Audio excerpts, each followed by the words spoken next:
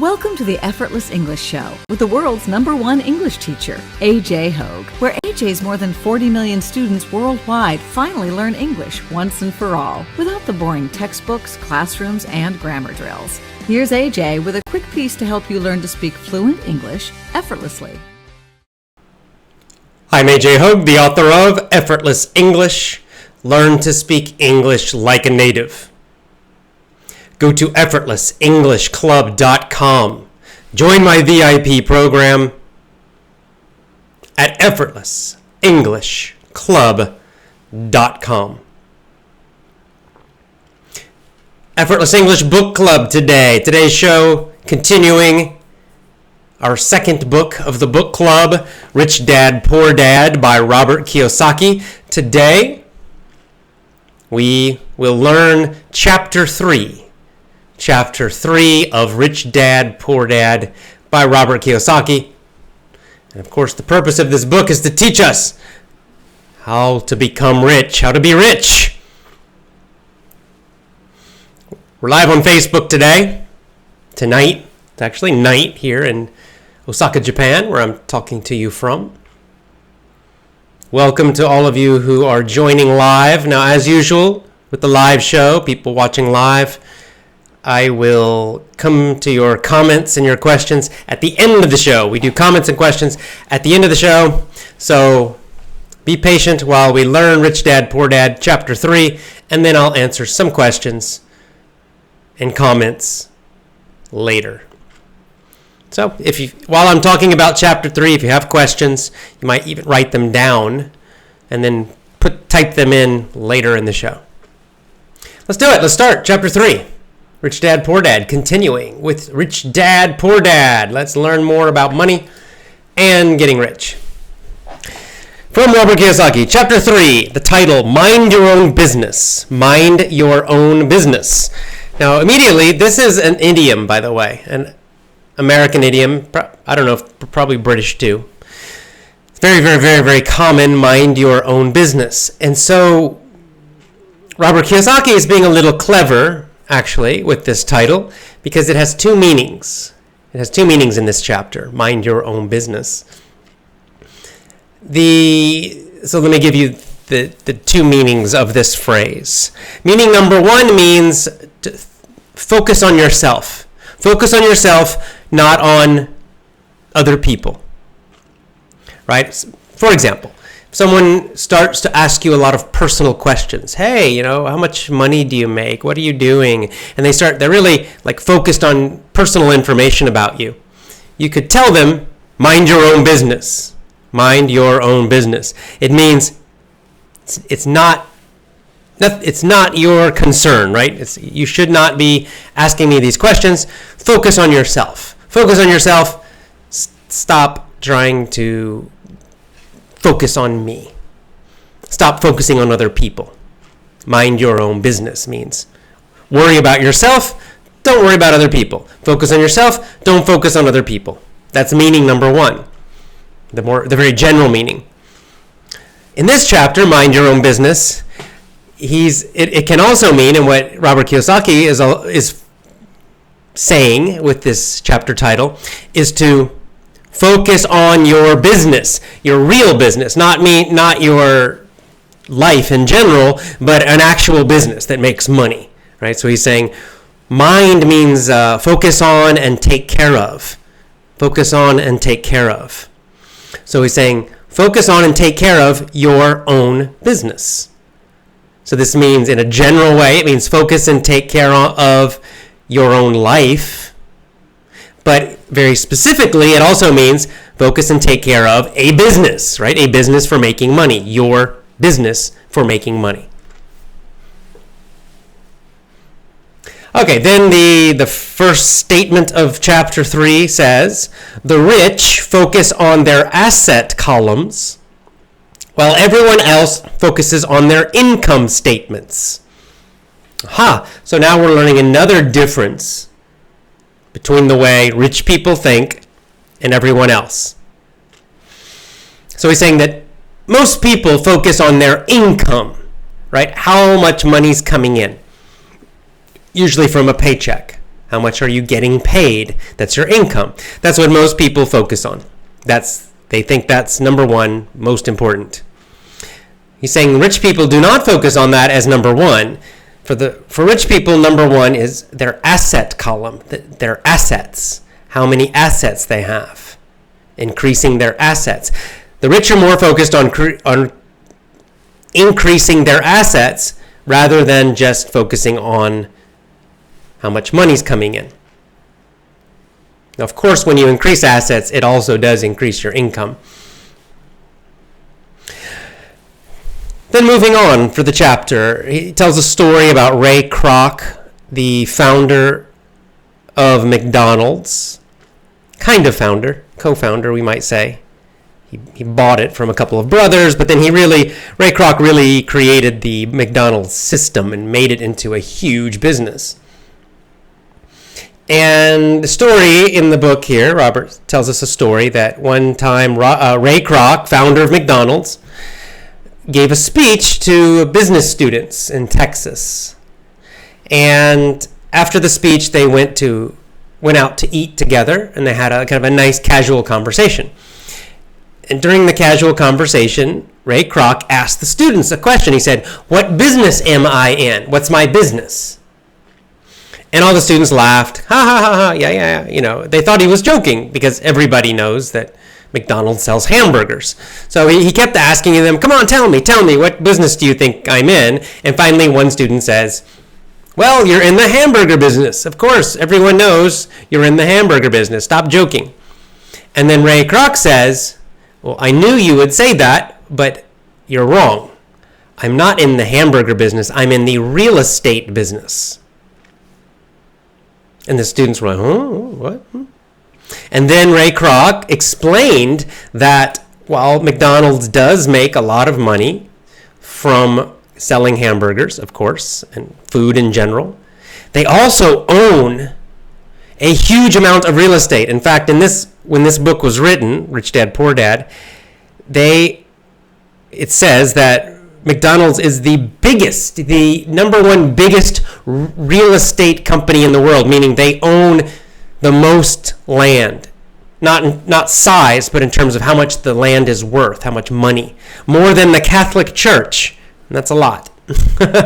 So he tells this story as a way to show you that sometimes business is not completely obvious. Sometimes your assets are not completely obvious. So everyone knows McDonald's sells hamburgers, and almost everybody thinks that's their number one business, but most people don't realize they also own a huge amount of real estate, and really good real estate. Real estate in very, very good locations, real estate that is worth a lot of money. If McDonald's for example, if McDonald's decides to close a restaurant, they closed one in San Francisco, for example. Well, because the real estate's good, they're on a big main road, right? They can sell or probably rent that land and still make good money from the land. Even if their restaurant fails, they can still make money from the land that they own. So that's the point he was making, that you have to realize that this is why assets can be so powerful. That's kind of the point of the story. And then he connects this story, moving later into the chapter. He talks about most of us, you and me, right? Most normal people. And it's a little bit of a similar idea because he says most of us get confused about our profession and our business. So he says, same idea. If Robert Kiyosaki, the writer, says, if I ask you, what's your business? What business are you in? Right? He says most people will answer with a job or a job topic or subject. For example, someone who works in a bank. If you ask, what business are you in? Most people working in a bank will say, I'm a banker. Right? Or maybe if they're a lawyer, they ask a lawyer, someone with a lawyer degree who's working a law job, what's your business? Their answer usually they'll say, well, I'm a lawyer. I'm in the law business. And he says, this is actually the wrong answer. It's not correct. It's a confused answer. And this is one of the reasons people never become financially free, because they're confused about this. He says he believes, later in the chapter, he says schools create a lot of this problem, because most people think that your business is the same as what you study in school. So if you study cooking in school, then you become a chef, right? So you're in the cooking business. If you study law, you become a lawyer, you're in the law business, etc. But he says to become financially free, the next paragraph, if you're watching on video, it's here in blue. He says to become financially secure, which means financially safe. You're safe with your money. You're strong financially with your money. A person needs to mind their own business. And your business is not your profession. It's not your job. It's not what you studied in school. Your business revolves around your asset column. In other words, your business is what is inside your asset column on your financial, if you look at your financial statement. What are your assets? That's your business. Your assets are your business, not your income. Most people's basic income comes from a job, right? Lawyer, doctor, teacher, whatever. That's your income. But that's not your business. And then he explains this idea even more. So he says, financial struggle, meaning when you're fighting, you're always having financial problems. It's because you are working all of your life for someone else. You're working for someone else. And when you're doing that, guess what? You are working to make them rich. If you work for a company, you probably are not going to be rich. If you just get your paycheck, even if you save money, you're probably never going to be rich, financially free. But you are helping the owners of the company be rich. The owners of that company, yes, they probably are rich or they will be rich. So as an employee, you are helping the owners become rich, not yourself. So you need to have a business. You need to be a business owner. That means you own assets, right? You own assets, and the assets create money. And we discussed assets in the last 2 chapters. So it's your assets. That's your business. So what he's saying is, now we understand the title of this chapter, Mind Your Business. He's saying you must focus on making a business with your assets, not on just your job and career. Your profession is the same word. Profession, job, career, same idea. It's like most people focus on profession, job, career, but that's not how you get rich. That's not how you become financially free. Instead, your main focus, your number one focus, should be on your assets, your asset business. That's your true business, whatever your assets are. And then he gives some direct advice. He says, keep your job. So he's saying, don't quit your job. It's fine if you're a doctor, you're a lawyer, you're a teacher, you're a cook, whatever, it doesn't matter. Keep your job, but start to buy assets with your money. Start buying real assets with your money. Don't buy liabilities, which we discussed before, like a personal house and a car and all that. And don't buy just, super nice clothes and things for fun. Not in the beginning. Not until you're rich. He gives examples of, why this doesn't work. If you've got a nice job and then you go buy a house, well, now you have a house payment, a loan. So now you're losing money. It's taking money every month. If you buy a new car, immediately, as soon as you drive it, it loses its value. 25%, something like that. The price drops immediately. If you just drive it for 5-10 minutes after you own it, then you try to sell it again, even though you only drove it a few miles, you cannot resell it at the same price. People will not pay for it. They'll say it's a used car now, and you just lost a lot of the value. Plus, if you have a loan, you're paying money, so that's also not an asset. So he's saying, here's the formula to become rich. Keep your expenses low, which I've talked about, right, with that baseline idea. Keep your expenses low. Reduce your liabilities. Reduce them. You can't usually eliminate them, but you can reduce them. And then diligently means with a lot of effort. Build a base of solid assets, meaning buy a lot of assets. Buy a lot of assets. That's your business. The next paragraph I like quite a lot as a teacher, which is, it's very important for parents to teach their children this information.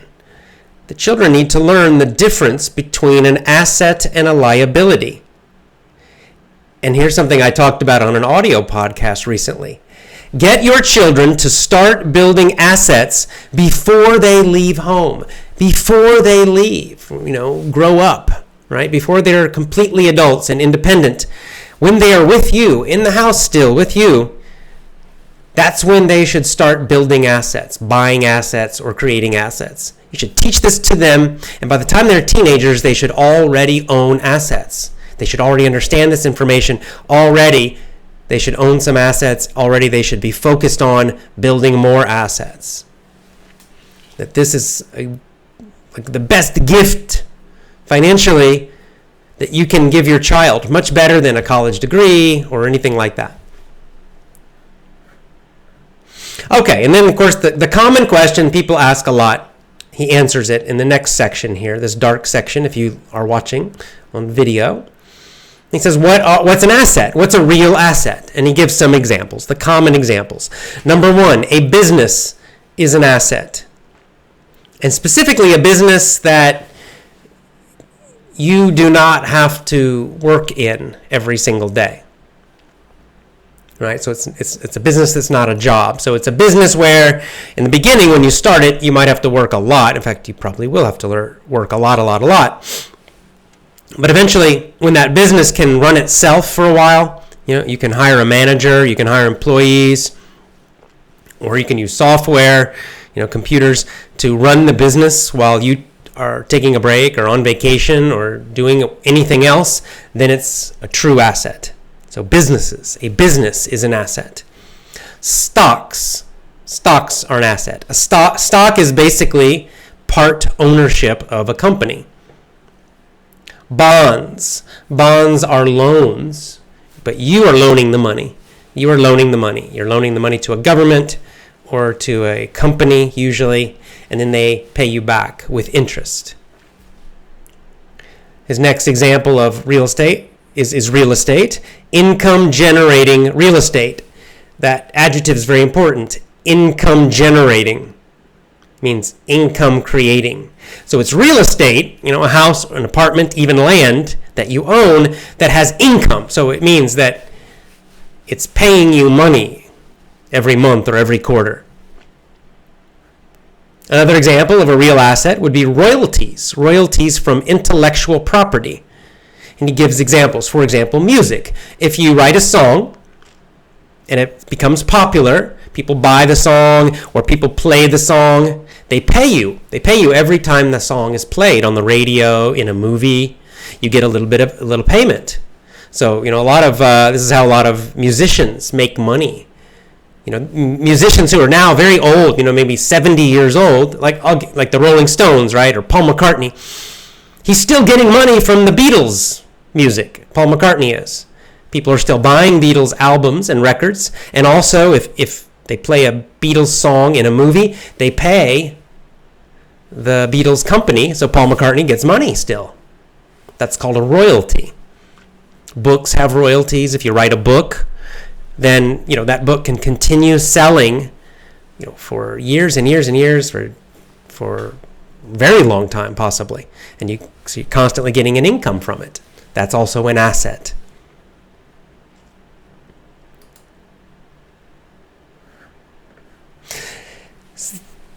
Next, he answers another common question, which is, what kind of asset is best? What kind of asset should I buy, right? What kind of business should I create? And his answer is one I agree with. He says you should collect or buy or make assets that you love. You must focus on something you love. If you don't love it, you won't take care of it. If you don't love it, you won't take care of it. And then he says, for him, he really likes real estate because he says he likes looking at buildings. He likes shopping for houses and apartment buildings. He likes fixing them up and making them nicer. So he really enjoys the real estate business. So for Robert Kiyosaki, the writer of this book, his main business, his main asset was real estate. He would buy real estate, houses and apartments, and rent them out. And then as he made more money, he bought bigger and bigger buildings, and he created a large real estate business in this way. And of course, this book, Rich Dad, Poor Dad, has been a huge bestseller, a huge success. So he also makes a lot of money from this book, Rich Dad, Poor Dad.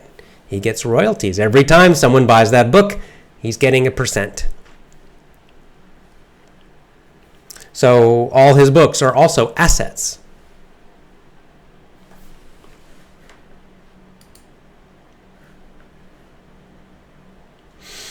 Now, he mentions another kind of asset, which is starting your own business, to start your own company.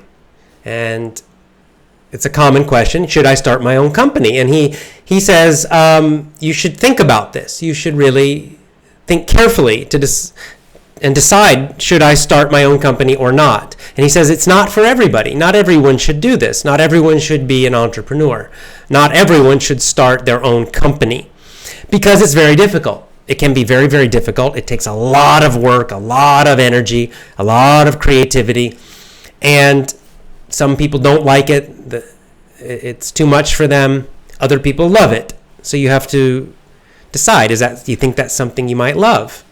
But he's giving you a lot of choices. If you think, I don't want to start a business, it's too much, well, then you could do real estate, which is also a kind of business, right? You could buy houses and rent them. Or you could do stocks. You could really learn, but you have to be careful. Of all of these, you have to be careful, right? You have to learn skills for all of these.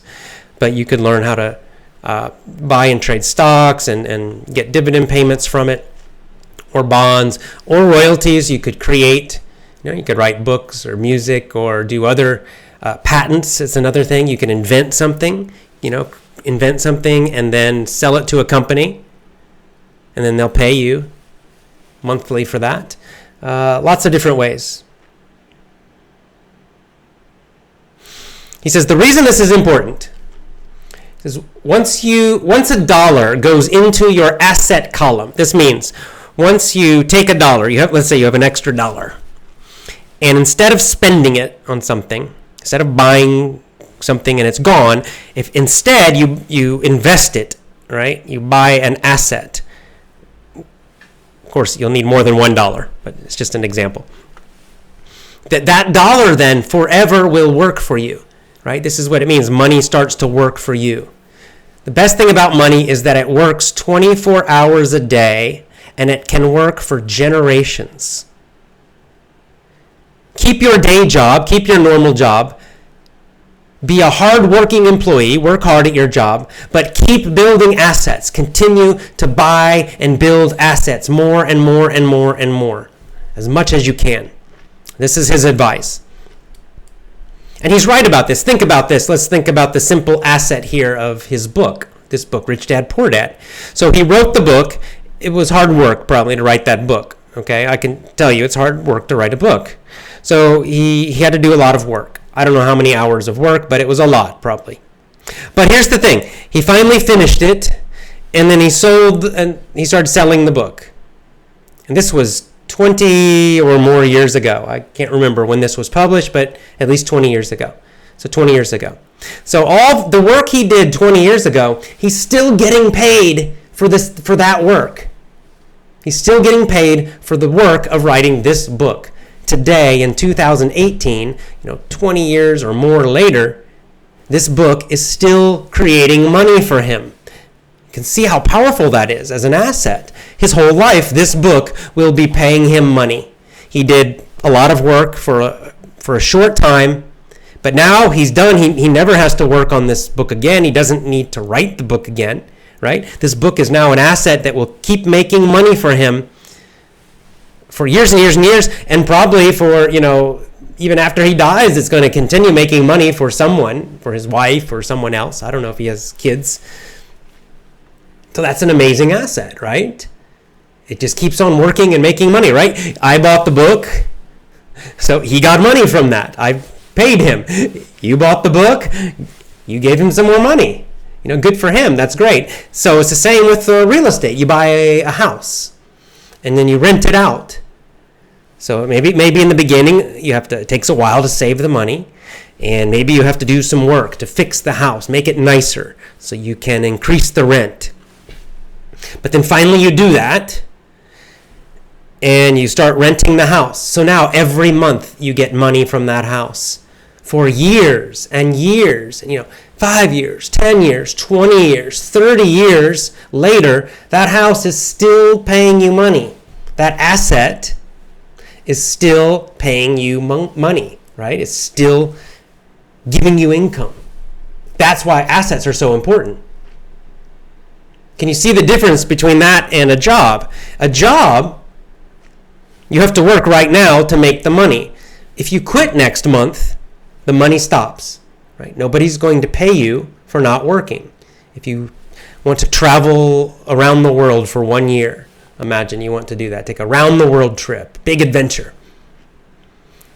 Well, your job, they're not going to pay you during that time. That's 1 year without a job, so no money coming from your job or your profession while you're traveling around the world. But if you have assets, while you're traveling around the world, those assets will continue to pay you money. They probably could pay for your trip. That's what's so fantastic about assets. So if you had rental real estate, for example, you have a lot of houses, you're renting them. People are paying you rent. You want to travel for a year. Well, you hire a management company. Right? You pay a management company to take care of those houses, collect the rent, put the money into your bank account. If something breaks, the management company will fix it, and you can easily do this. Most people who do real estate businesses, they do that. So then you can go and you can travel around the world, and the money still keeps coming in while you're having a good time, while you're swimming in the pool at the nice hotel, while you're at the beach, while you're climbing in the mountains. The assets continue to put money into your bank. A job will not. That's the big difference. Next, he talks about as your cash flow grows. Cash flow is basically your income. As your money grows from your assets, or even from better jobs. He says, in the beginning, do not buy nice things. He says this is another big difference between rich people and middle class and poor people. He says rich people buy luxuries last. A luxury is something that's nice, but you don't need it. Nice, but you don't need it. Like a Ferrari, for example. A Ferrari is a luxury car, right? Nobody needs a Ferrari. People just want Ferraris, right? They're super beautiful, nice, fast cars. If you're into cars, definitely a cool car, but you don't need it, so it's a luxury.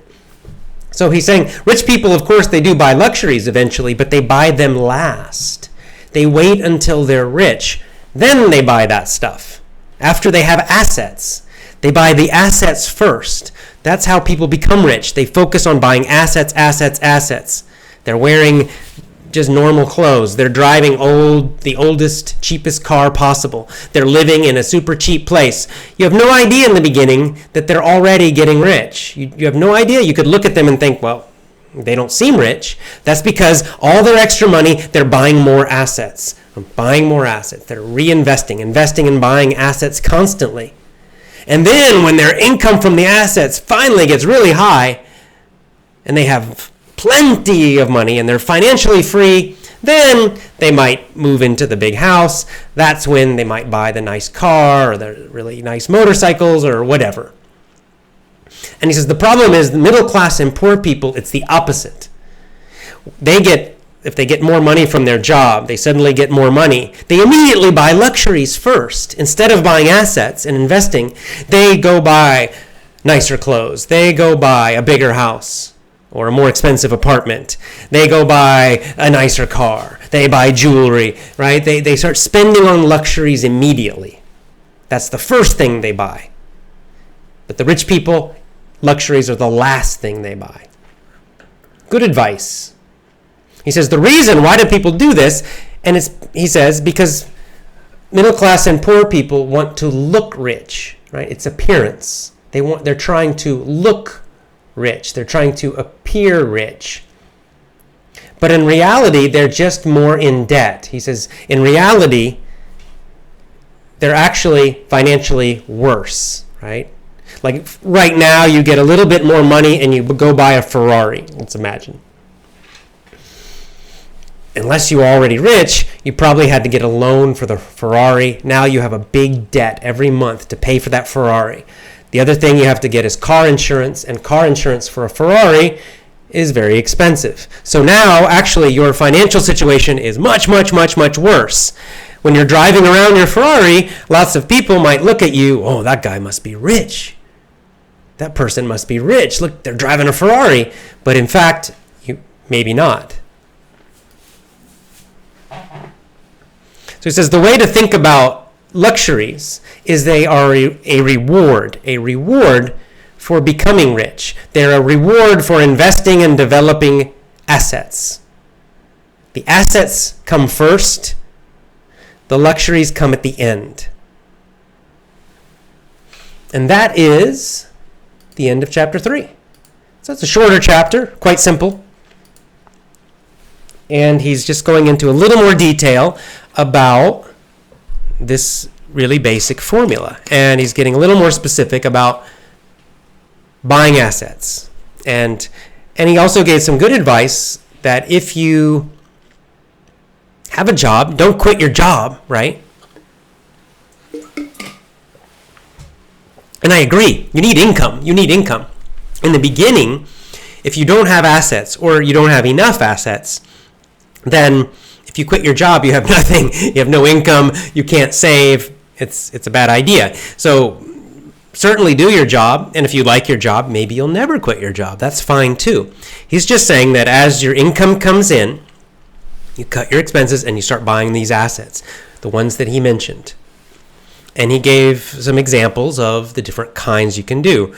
You know, real estate and a company, those are probably the two big ones, the two fastest ways to become more rich. I think those are probably the two best assets.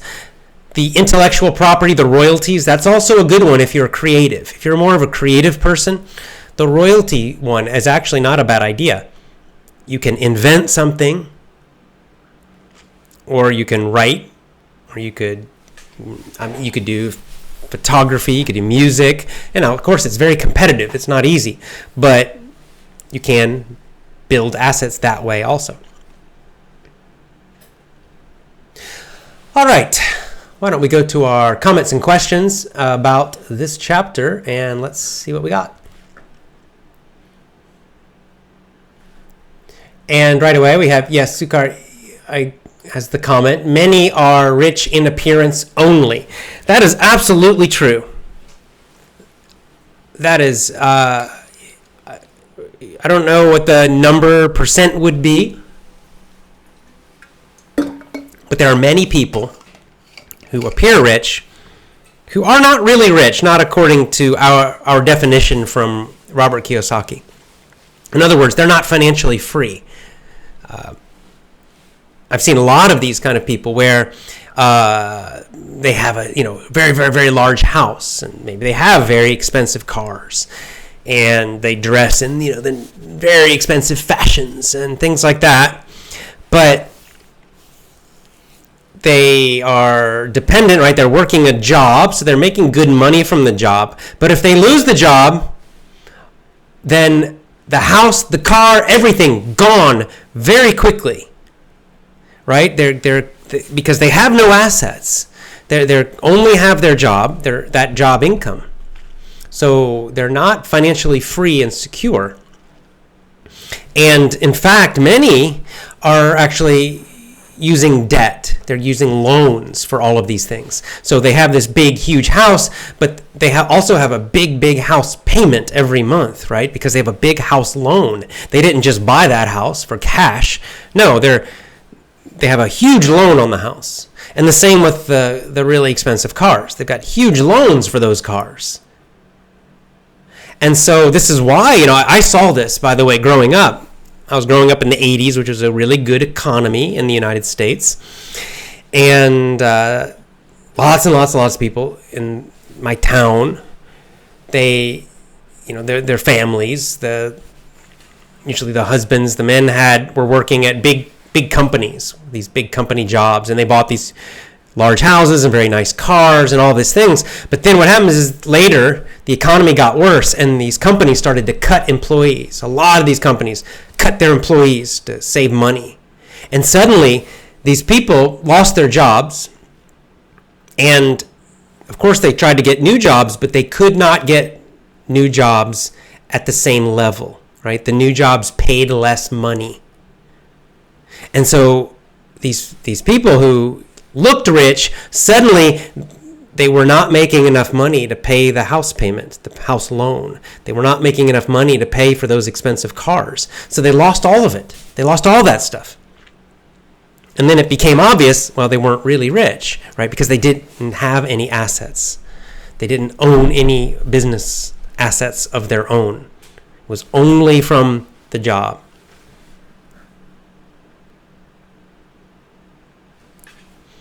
Okay, So you do have to. So I guess the point of that comment would be that don't be fooled by and don't focus on other people and their appearance of being rich or not, because sometimes they are rich, sometimes they're very rich, and they're buying these luxuries because they have lots of extra money. That's fine. Good for them. But sometimes they're not. And as the topic of this chapter, mind your own business, it means focus on yourself. Don't worry about whether someone's rich or not rich or what they're doing. It doesn't affect you at all. It has nothing to do with you. You don't need to appear rich. You want to be rich, okay? It's much better to be rich than to appear rich. Appearing rich can be very stressful because your real financial situation is actually quite stressful. When you're really rich, a lot of people who are really rich really don't care about that stuff. Some do, some don't. But the main thing is you're not stressed, okay? You're not worried and stressed all the time.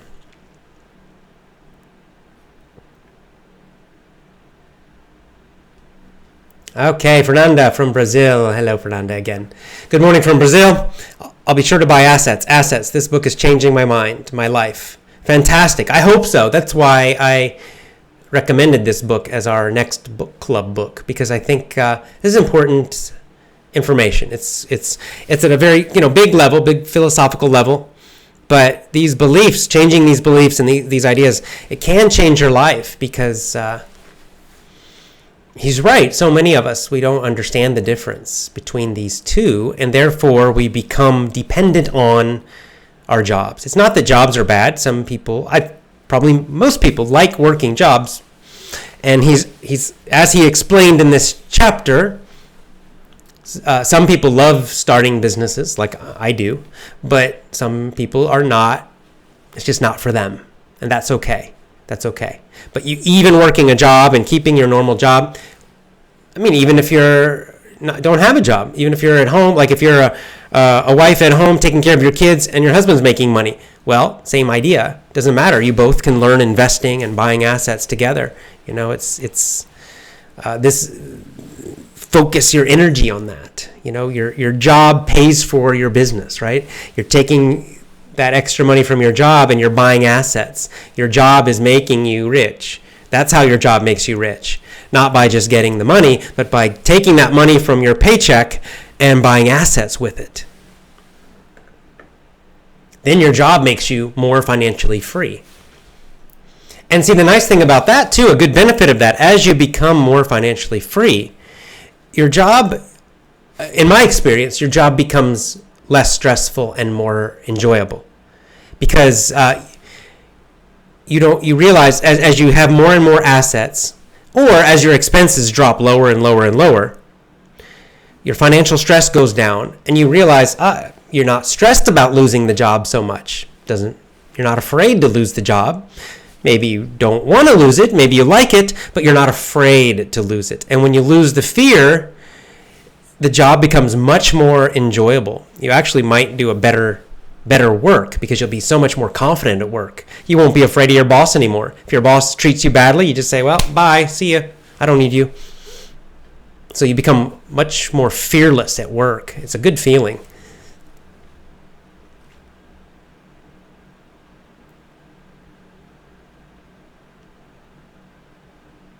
Someone's asking about my business lessons, which you've got some effortless business lessons. They were called Business English Conversations. Are they as valuable as this book is? Should we follow it?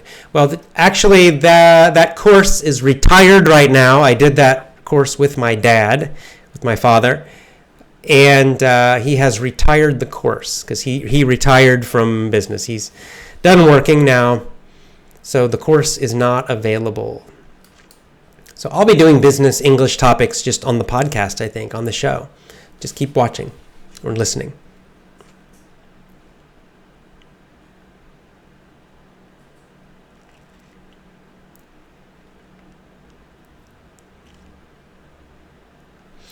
Yes, Adam has a good comment. Most people miscalculate that the more your income increases, the more your expenses increase as well, which should not be.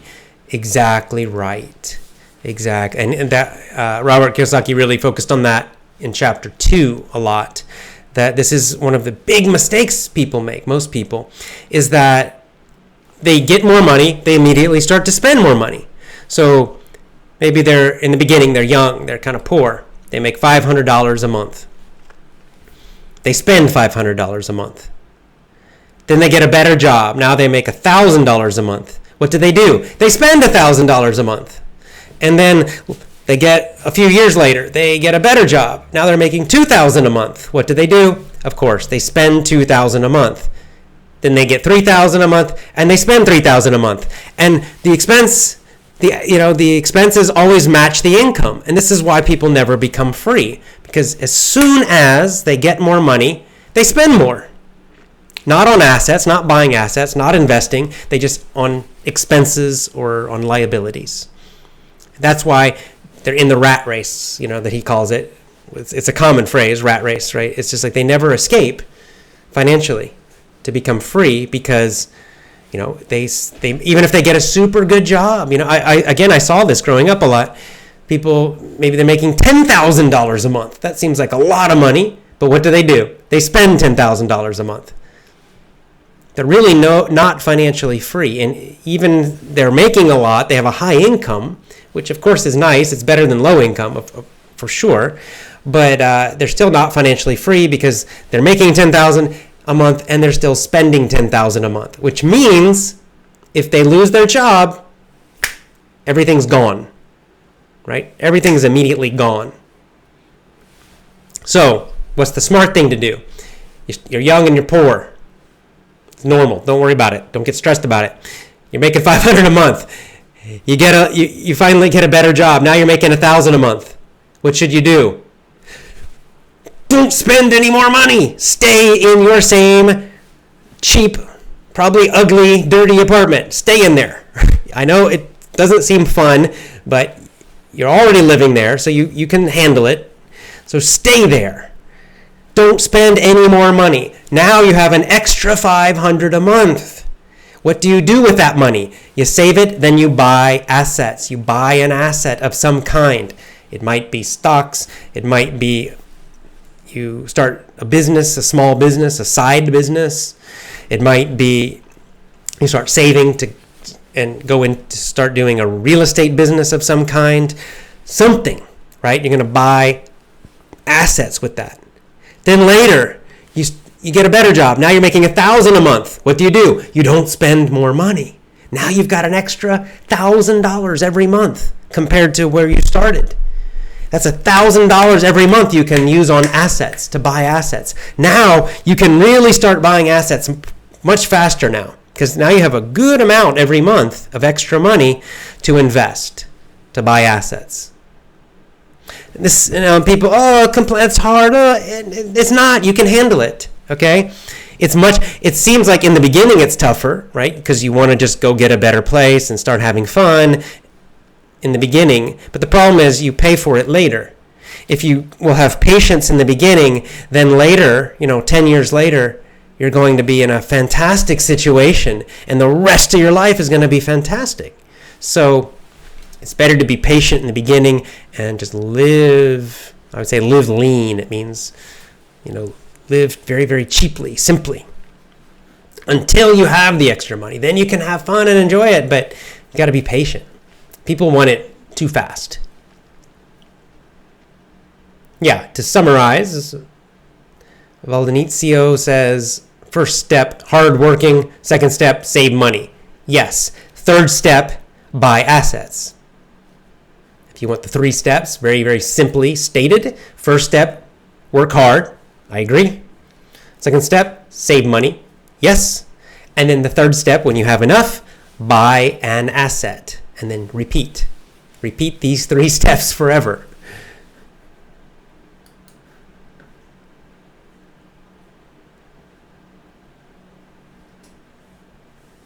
So, here's a good common question. What can I do to be rich? I don't have any money to start. Well, if you have no money at all, which means you have 0 income, get a job. Get a job. I mean, it's obvious, but you need income, right? To do it from nothing, you need some income, right? Even to start. I started my business very, very, very cheaply, but I still had to have at least a little bit of money, a few $100s. So if you really have 0 money at all, you need to get a job. You need some kind of income. Or if you could start a little small business, like really small and just with nothing. It could be a service business, for example, where you, clean people's houses, right? You go knock on people's doors. I'll clean your house if you pay me $20. Something like that. And now you have a little business. And now you have an income. So you have to get an income somehow. You have to have some kind of income. Once you have an income, that's the step 1, right? Work hard. Then what do? Well, you cut your expenses super low and you save your extra money. And then step 3, you buy the assets.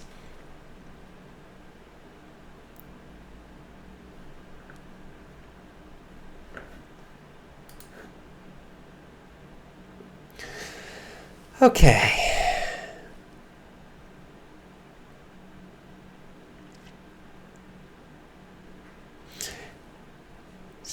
Reading through the comments again.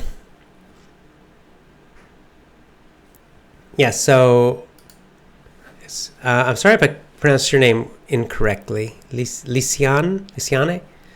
Hi, Jay. Here in Brazil, people are used and worried about appearing rich. I agree with you. It's a bad thing. Yeah, it's not just Brazil. It's everywhere in the world. Because it's... I'm thinking of an old comedy show in America, but that had kind of about this topic. But the basic thing is, it's much easier to look rich than to really be rich. It's very easy to look rich, okay? You can buy, a few clothes that look really nice. You can use a credit card for that. You could get loans, right, to buy a car that looks really nice. So you would appear rich, but if we look at your bank statements and your financial statements, we would quickly see, no, you're not rich at all. You're not in good shape. It's not a good financial situation. This is why, Robert Kiyosaki talks about the financial statement. Your financial statement it's like your balance sheet and your financial statement, right? It's income, expenses, assets, liabilities. That's the financial statement. Those 4 things. What is your income, or in different sources of income? You might have more than one. What are your expenses, the money going out? And then what do you own? Liabilities and assets. And when you look at that whole picture, that's how you know if someone is rich or not. You have to look at that. It's not by appearance. It's easy to appear rich. It's not so easy to be rich. It's certainly more difficult.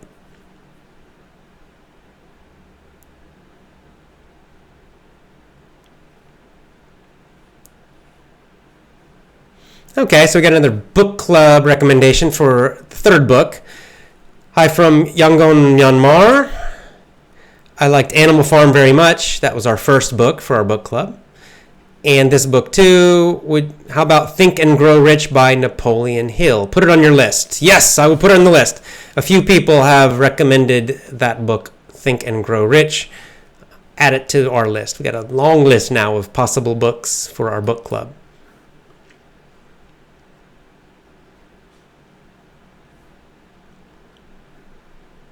Okay, now this is a common question, which Robert Kiyosaki already mentioned. What kind of assets are good to buy? And this is the hard part. Okay, so Robert Kiyosaki, you have to understand. So what this book by Robert Kiyosaki is sort of we call it the big picture, right? It's at a high level. It's giving you it's general. It's giving you the big general idea.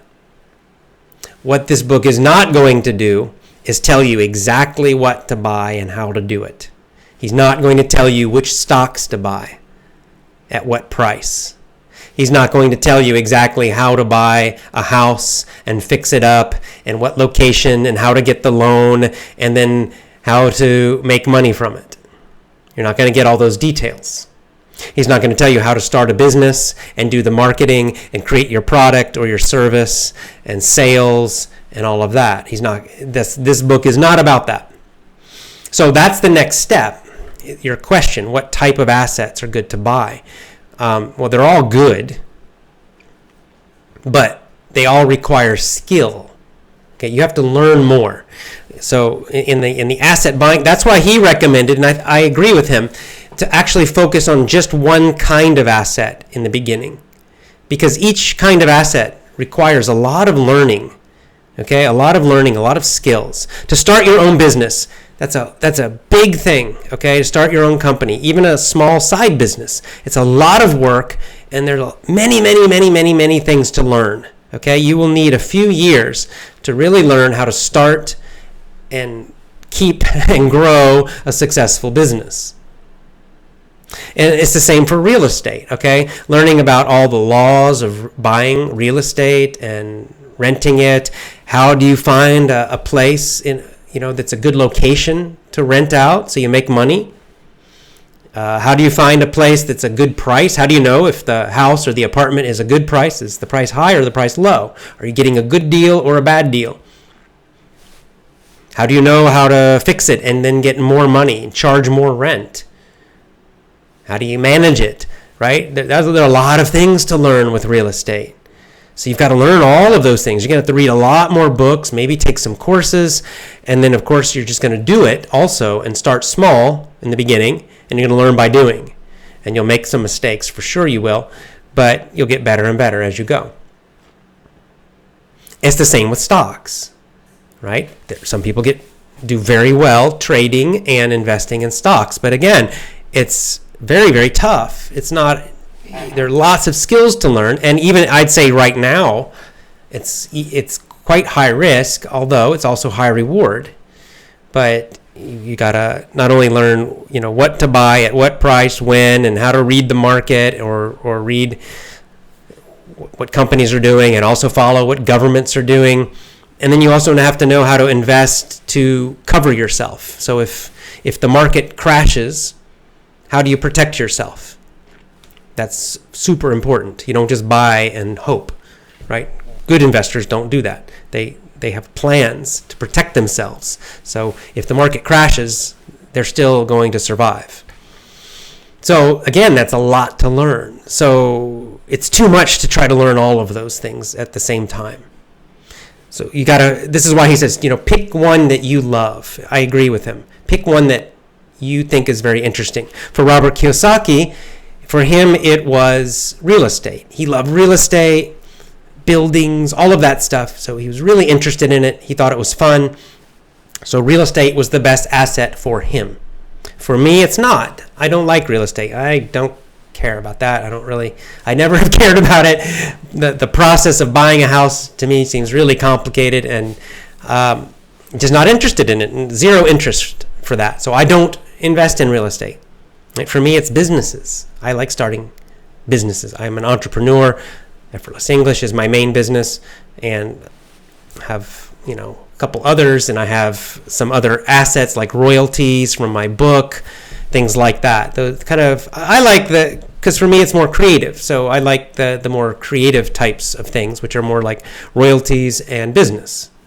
So those are the kind of assets that are best for me, but they might not be best for you. I don't know. And for other people especially who really into looking at charts and looking at the math and patterns and this very analytical thinking, and they can often really enjoy doing stocks and bonds and financial type investing. So you have to know yourself, right? That's the key thing. You have to know yourself. Which of those fits you best? Which of those are you attracted to? And then once you pick one area of assets, then you've got to start learning and practicing. And you don't just suddenly put huge amounts of money into something in the beginning when you don't know anything. That's foolish, right? You start with small amounts. You learn as much as you can before, then you invest, or you start with a small amount, and then you learn. This is one reason I like businesses also, because if you do it correctly, you can start a business with basically no risk at all, just your time. So I was able to learn quite fast without risking much money.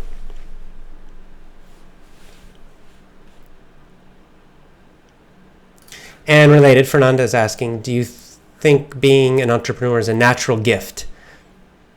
I used to think everyone could be an entrepreneur, but now I'm changed my mind after having some experiences with this. I think it is there's a certain, you can learn it, but I think there is a certain types of personalities do better with it. The main thing is you have to be willing to deal with uncertainty. You have to actually even enjoy it, right? You have to enjoy the uncertainty, and you have to enjoy it like a game. You have to see it as a game and enjoy the creativity of it. The creativity and the uncertainty go together. Now, for a lot of people, the uncertainty is terrifying and stressful. It's stressful for everybody. It's stressful for me sometimes, but I love the creativity and flexibility of it. But some people don't. Some people like I said, I mentioned the other two. So you just got to find which one fits you better. There's not a right answer. There's not a wrong answer. It's just which one fits you.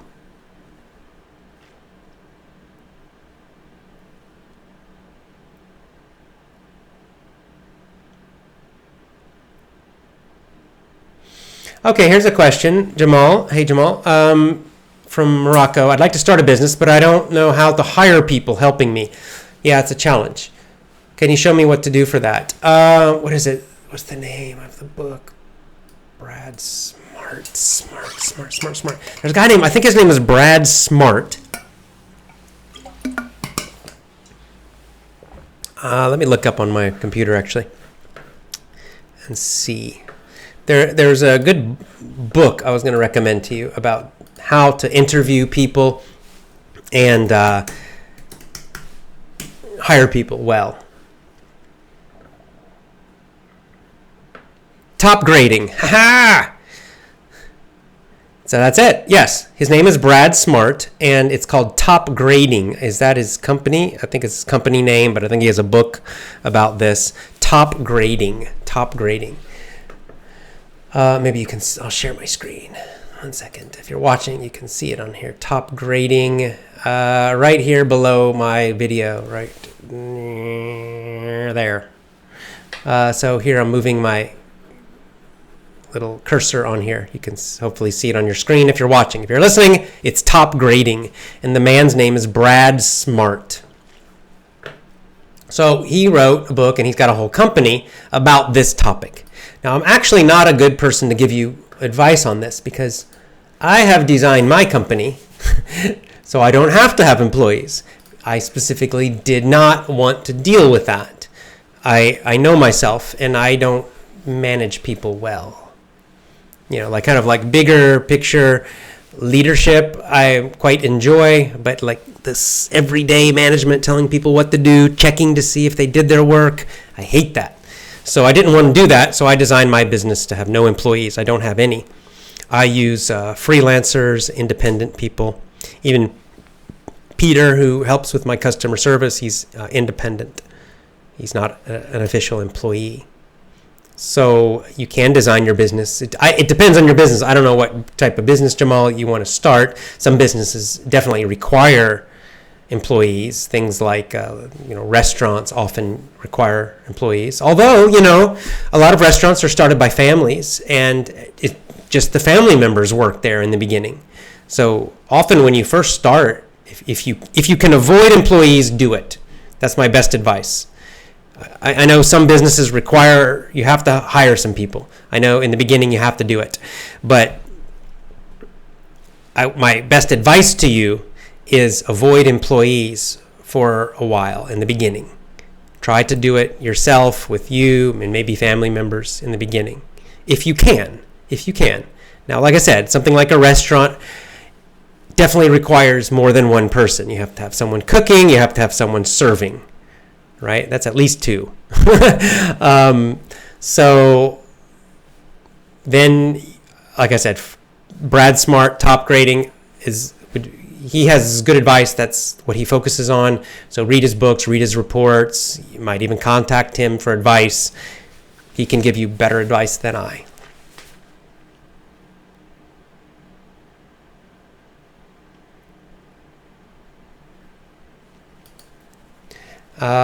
Waiting for you to do more business podcasts. Mayans, hello again. We won't find someone better than you to give advice because you have an example of business success. Yes, I am one example of business success, but this is one thing I love about business. See, it's creative, and there are many, many ways to do it. So what's cool about being an entrepreneur is that you can make it fit you and what you want. Right? There are many different kinds of entrepreneurs. I mean, there are people who start or build huge companies like, Steve Jobs, billion-dollar companies.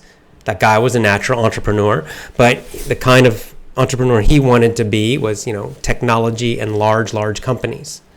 Apple and Pixar, which is really cool, right? But it's not what I wanted. I want the complete opposite. Just me, super simple. So that's also possible. It's also possible to do it as a family, to have family businesses like I just mentioned. So there's so many ways to do it, which is really great. So when you start a business, you should think about this. Think about your life. Think about your goals. Think about what kind of life you want and what you want to create. Think about what you enjoy, the kind of work environment you like, and then build the business that will create that, right? If you're kind of a quiet person, you don't like working with a lot of people, don't build a big business. That's crazy. You'll be very unhappy. You'll become a prisoner of your own business. On the other hand, I'll give you an example. My friend Joe Weiss from LearnRealEnglish.com, he's a super social person, and he found that running internet business was he didn't like it so much because he felt like too isolating, right? It was too small, and he missed his job. He missed going to an office and being around lots of people that he could connect with and talk to every day. He really missed that. And for me, it's the opposite. I don't miss it at all. I love just being on my own. So my point is, you don't have to do it like me. If you do decide to start a business, I can give you general advice, and I will, and try to encourage you, definitely. But you don't have to do everything exactly like I did it, because there are many different kinds of businesses and many ways to build those businesses.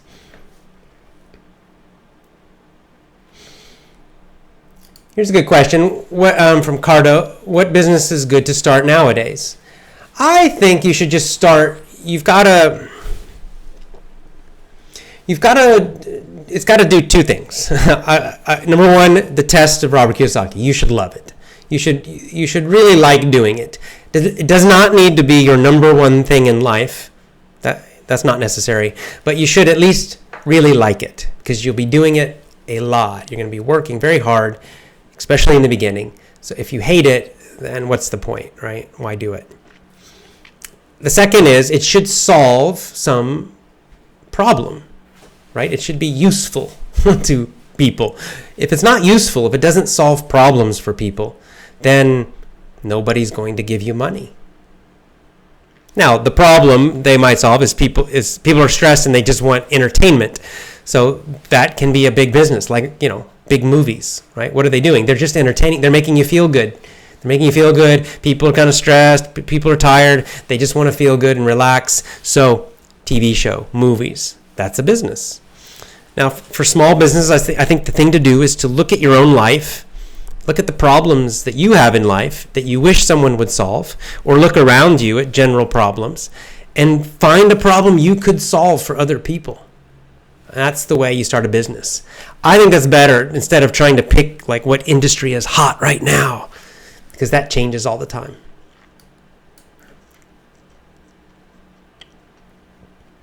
Luxman says, please visit Nepal again. I'd love to. Good place.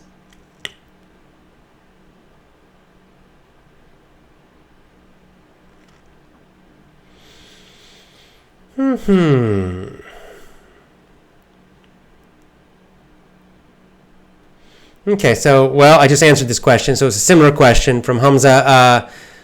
How can I find a great idea to start my own business? So there it is. Now, let me tell you, let's talk about this, actually. I want to talk more about this. So I just mentioned how you find the ideas, right? You look at things you like to do. That's number one. Topics you like, things you like to do. And then number two, you got to solving a problem is really the best way. Some kind of problem. Like, what problem does effortless English solve? Well, your problem is you want to speak English fluently, and you're struggling, and you have the frustration of not speaking fluently, and the frustration of all the bad old methods, right? So another way to put it, instead of solve a problem, is how can you help people achieve some goal, right? Help people achieve goals. Help people get what they want. What do people want? Well, people want lots and lots and lots and lots of things. So pick one thing that a lot of people want and help them get it. That can be anything. So many things, right? Like I said, it could be cleaning someone's house. People want a clean house. They're busy. They're working. So you could start a house cleaning business. That's a business, right? I mean, there are just millions probably of ideas, thousands and thousands and thousands and thousands of possible ideas. So that's why I can't say, do this one, because you just got to look around you. You start looking around you for problems to solve, for helping people achieve goals or get what they want or make their life easier in some way. And suddenly you'll start finding lots and lots and lots of things. You can look at your own life, what frustrates you in your life, and help other people. Get over that, achieve that, solve that. But the second thing, the reason I pulled this up, because he says, find a great idea to start my business. I want to talk about this thing about ideas, because this is a common thought I notice. People who are thinking about starting a business. A lot of people think the idea is the most important thing. And they are wrong. I mean, yes, you need, like I said, you need at least an idea that is useful. You need to do something useful. That's the basic requirement of of a business. It has to be useful to enough people. People have to be willing to pay you money to do it. But it does not need to be some super incredible idea, okay? You could clean toilets as a business. It's not super creative, but when people have their toilet stops, do they want someone to come fix it? Yes, they're called plumbers. People build businesses being plumbers, and they make good money. Some people become very rich as plumbers with plumbing businesses, and they hire lots of plumbers working for them, and they become very, very rich, right? So it doesn't have to be some like developing some super app right? Or the newest tech company. It does not have to be that. It can be something very, very, very basic. So it's not the idea that's really the key thing. It's doing it. It's not what, it's how. It's how you do it, right? This is the key thing. It's doing it in a really great way so that your service or your product is fantastic. It's learning marketing and sales so people know about you, so that you build your business and grow your business and lots and lots and lots of people hear about you and try your business and they're happy with your business and then they tell other people. It's advertising and understanding how to make money from advertising, not lose money from advertising. It's these basic skills of business. That's what decides success or failure, not the super cool idea. So focus much less on the super cool idea and focus a lot more on those basic business skills. Marketing, sales, service, your product, advertising. That's the key. That's what will give you a successful business or not. You don't need some super fantastic creative idea. Not necessary. In fact, usually bad idea. Okay? I think that Silicon Valley is really teaching a lot of bad habits to people. People think, they look at an example like Amazon and, oh, look how much money they're making. Yeah, but you have to understand, Amazon lost money for something like 10 or more years, maybe more than that. How did they survive? Only because some very, very, very rich people, bankers, gave Amazon huge amounts of money every year. Probably Wall Street bankers are not going to give you huge amounts of money, okay? So you cannot follow the Facebook business plan. You cannot follow the Amazon business plan. It will not work for you as a small business, okay? So you have to build a business that will start to make money very quickly, right? That's not going to lose money for a long time. So that's more of these basic skills, and that's how you do it.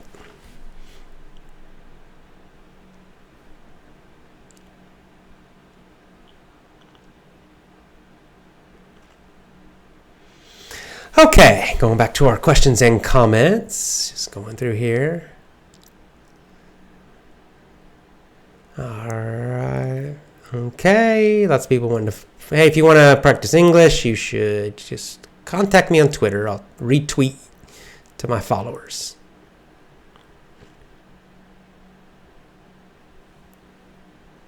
Yeah, that's right. Edson is summarizing here, but basically saying, Rich Dad, Poor Dad gives you the main ideas of financial success, but the more specific details of your own business depends on you. That's right. You're still going to have, it's the starting point. Rich Dad, Poor Dad is the starting point, and then you decide what area of assets are you focused on, real estate, stocks, starting your own business. And then from there, you have a lot more skills to learn. So you're going to need to read more books, and watch more videos, and get more experience.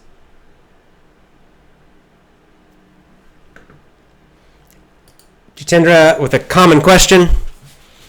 How can I start my business? I'm afraid to start. Well, my question is then why? Nothing to fear. There's no fear. If you're smart about it, it means you don't risk a huge amount of money when you start a business. Start a small business. Start a part-time business. Start it with a small amount of money and then slowly grow it. When you do that, there's nothing to be afraid of. If the worst happens, then the business fails. But because you didn't risk a huge amount of money, you might lose a little money, but you'll be okay. Right? You'll be okay, so there's really nothing to fear. I mean, the only fear would be if you start a business with a huge amount of money. That's why I don't recommend that. Some people, for example, in San Francisco, some people will try to start a new restaurant in San Francisco. And they try to start a new restaurant in San Francisco, and they have no restaurant experience, no restaurant business experience. They have no entrepreneur experience. They've only had an office job before. And then they try to start a big restaurant in San Francisco, which is very expensive. So they get huge loans and they have to hire all these staff. That is a super high risk business. Most of them fail. Most fail. That's something to be afraid. I would be terrified to do that. I would not do that. I still wouldn't do it. It's too much money to risk without any experience. So don't do that. Don't do that. If you do that, yes, you will be terrified. But that's a bad idea. You're just gambling all your savings on something that you really don't know anything about, right? Your first business is you're mostly learning. You're going to make a lot of mistakes. So make the mistakes with small amounts of money. Then it's not so stressful. So, Effortless English, I started with like $200 or $300, right? Very low. And I had a job already. So I was working a job part-time. And then I started my business. So if the business failed, then I lost $300, let's say. No big deal, okay. I mean, yeah, it would suck. Oh, that sucks. But I still had a job. I wouldn't starve. We could still stay in our same apartment. So it really wasn't that scary, right? That's how you do it. You got to limit your risks.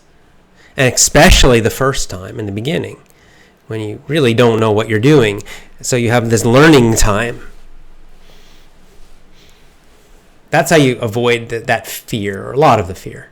The other fear people have is the fear of other people's opinions. And that one you just have to get over it. Just go past it. Doesn't matter what other people think. People, if I fail, my mom and dad will be upset, or I don't know, my friends will laugh, or that's just ridiculous. You just have to get over it. You just go past it. Doesn't matter what they think. And the truth is, they probably don't really care. But even if they do, it doesn't matter. I think we're about finished.